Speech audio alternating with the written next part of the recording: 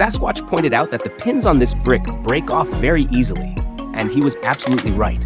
So I decided to investigate what was actually causing the problem. At first, I noticed that the pins were being printed entirely on the top layer of the model.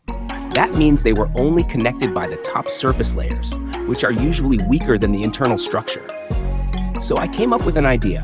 What if I anchored the pins deeper into the model so their base would print below the top layer and connect to the internal infill?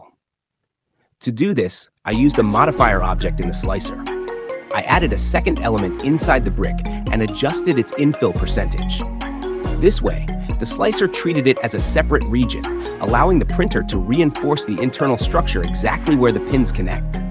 In theory, this should make the pins much stronger. While experimenting, I also tested the Hilbert curve pattern for the top layer finish.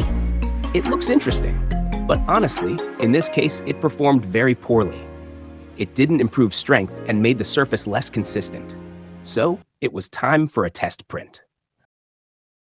Unfortunately, the result was not what I hoped for. The pins still broke off, and the failure happened just below the top layer.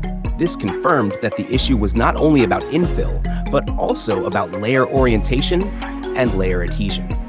So the next obvious idea would be to print the brick on its side.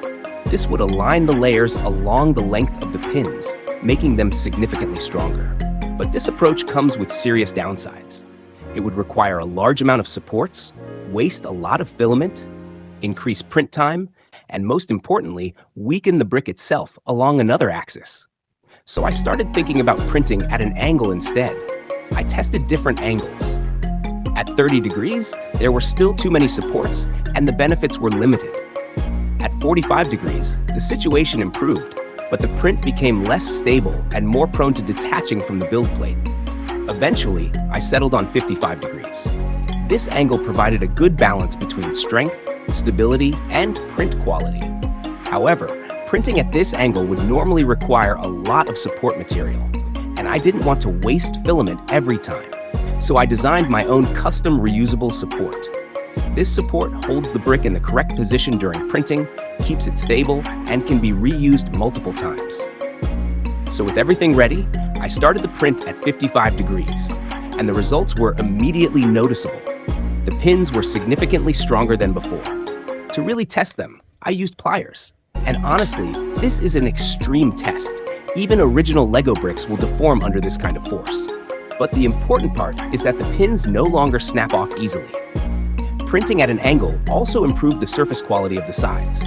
The layer lines became less visible, and the overall finish looked cleaner. So this solution not only improved strength, but also improved visual quality. And there was one more unexpected benefit. The reusable support itself can serve another purpose. If you place your phone on it, it works perfectly as a phone stand. So in the end, one problem led to multiple improvements. Thanks for watching, and see you in the next video. And if you enjoyed this one, leave a like and a tactical comment. It really helps the channel grow. Be great.